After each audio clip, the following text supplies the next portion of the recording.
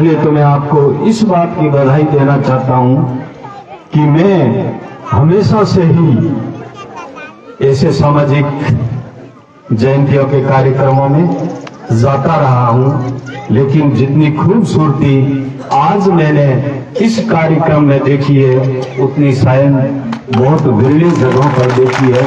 और उसके लिए मैं आप सभी लोगों को और विशेष करके यहाँ बड़ी संख्या में विराजमान मेरी माताओं, बहनों और बेटियों को मैं सलाम करता हूँ कि आप लोगों ने असली जो बाबा साहब का मिशन था उस मिशन को पूरा करने के लिए आप लोगों में इतनी जरूर समझ है कि जो इस देश की जो 50% जो आबादी है महिलाओं की और उनकी जो भागीदारी हमेशा शून्य रहती है, आपने निश्चित रूप से यहाँ पर उनकी भागीदारी और वो चल के आई है, अपने घर का काम छोड़ के आई है और आपने उसको यहाँ तक आने में नहीं रोका, सहयोग किया। उसलिए आप तमाम परिवार के जो मेंबर्स और आयोजन कमेटी और बुजुर्ग और यहाँ के आसपास के लोगों को मैं बहुत बहुत धन्यवाद देना चाहता हूँ, बधाई देना चाहता हूँ।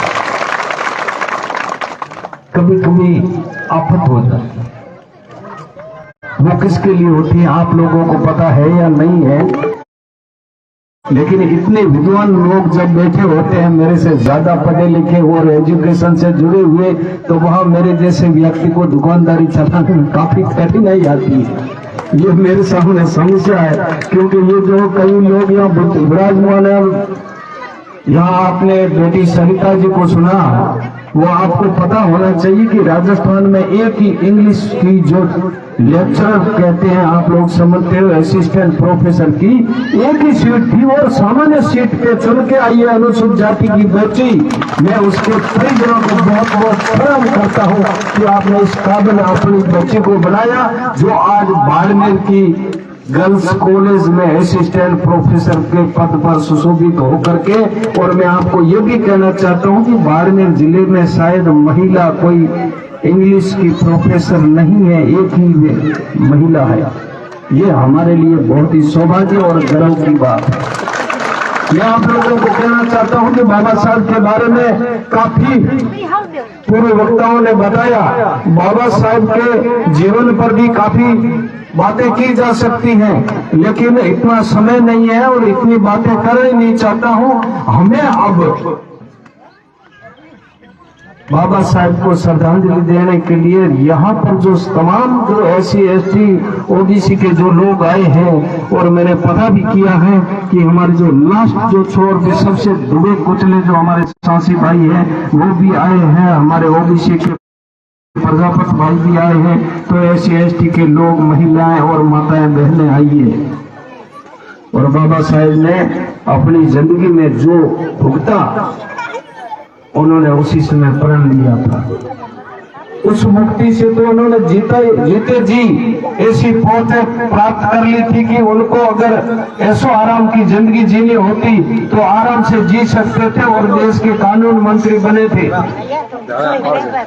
लेकिन उन्होंने ये तय कर लिया कि मैंने जो भुगता है वो मेरी आने वाली इस वर्ग के लोग उस तरीके के सामाजिक भेदभाव की जो गैर बराबरी का सिस्टम है उसको आने वाला मेरा जो कौम है, ये दबी कुचले कौम है, ये नहीं भुगते। इसलिए इनको इन जंजीरों को मैं तोड़ के जाऊंगा।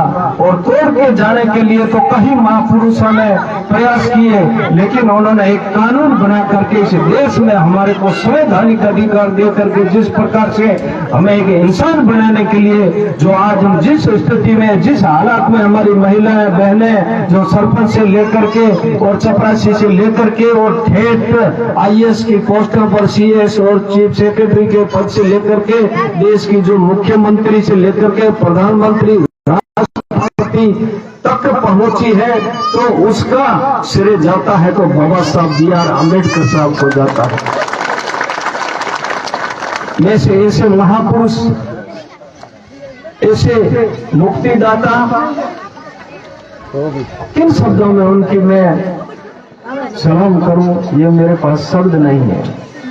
हम लोगों को आपने बहुत सारे पढ़े होंगे, बाबा साहब ने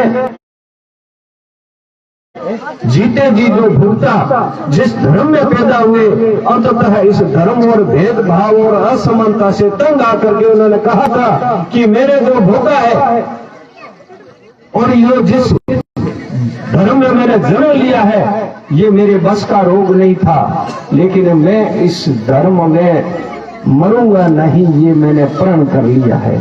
और बाबा साहेब ने अपने जीवन भर के उस संघर्ष के बाद में, देश का संविधान बनाने के बाद में, और जिस प्रकार से अंततः उन्होंने तंग आकर के भेदभाव से आहत होकर के उन्होंने सभी धर्मों का अध्ययन किया, और अध्ययन करने के बाद में उनको जो महात्मा बुद्ध द्वारा संचालित जो धर्म था, उस धर्म को उन्होंने चुना, और अंततः 1956 में लाखों लोगों की उपस्थिति में धर्म बदल दिया। और उससे पहले हिंदू धर्म के महापुरुषों और कई लोग साधु संतों को और देश के जो बातें कर रहे थे उनको कहा कि भाई सुधर जाओ, हम इस तरीके से जी नहीं सकते, लेकिन उन्होंने सुधार करने की किसी ने हिम्मत नहीं की। ये जयंतियां आम आदमी के लिए नहीं मनाई जाती। ये जयंतियां जब आदमी तत्काल जिंदा होता है और चला जाता है इस देश में, तब जब लोग याद करते हैं, और नवी बात 9 दिन और तोड़ी तुकी 13 दिन तक होती है। लेकिन बाबा साहब का जन्मदिन आज 131 वर्ष के बाद में इस आम बच्चे तक, गांव भादका जैसे गांव तक आकर के मनाया जाने लगा। ये एक अपने आप में इस देश में महापुरुषों के प्रति सभी की श्रद्धा रही है, सभी महापुरुष रहे हैं, लेकिन बाबा साहब की जयंती इतने समय बाद आम बच्चे के जहन में क्यों आई, क्यों नहीं आई? और अगर बाबा साहब इतने महान व्यक्ति थे जिनकी कोलंबिया यूनिवर्सिटी में उनकी मूर्ति लगाई जाती है, आज मात्र इस भारत में ही नहीं मनाया जा रहा है। भारत में बाबा साहब का जन्मदिन पूरे विश्व में मनाया जाता है। और वो कहते हैं कि आपके भारत रत्न कहते हो बाबा साहब को, हम तो अगर हमारे देश में अगर बाबा साहब B.R. अम्बेडकर साहब अगर अमेरिका कहता है कि पैदा होते तो हम उसको सूर्य बोलते। और उन्होंने उस कोलंबिया यूनिवर्सिटी के सारे जो पढ़े लिखे बच्चों का सर्वे कराया, और सर्वे करवाने के बाद में सबसे इंटेलिजेंट और विद्वान व्यक्ति के में उन्होंने उसके ऊपर लिखा सिंबल ऑफ नॉलेज। उसका हिंदी में अनुवाद होता है ज्ञान का प्रतीक। उन्होंने उसके नीचे लिख रखा है ज्ञान का प्रतीक। कोई व्यक्ति इस देश में इस यूनिवर्सिटी में कोई पढ़ के गया है तो अम्बेडकर के बराबर कोई नहीं हुआ। और उसने आगे जाकर के भारत जैसे इतने विभिन्नताओं वाले देश के अंदर एक सबसे बड़ा विश्व का संविधान लिखा, और उस संविधान की बदौलत आज भारत का जो प्रजातांत्रिक सिस्टम है वो ठीक ठाक ढंग से चल रहा है। उसका श्रेय किसी को जाता है तो B.R. अम्बेडकर साहब को जाता है।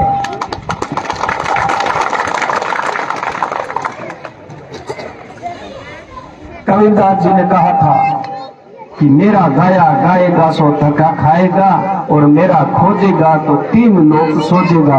बाबा साहब अम्बेडकर ने कहा कि खाली मेरी जयंतियां मनाने से या जय भीम बोलने से या इस प्रकार के आपको आडंबर करने से आपकी मुक्ति नहीं होगी।